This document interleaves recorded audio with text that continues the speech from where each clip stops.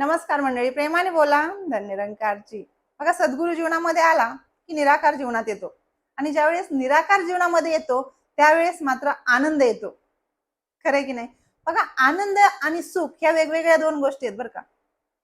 तर आनंद हा परमेश्वर जीवनामध्ये आल्यानंतर येतो आणि सुख मात्र पैसा आल्यानंतर येतो.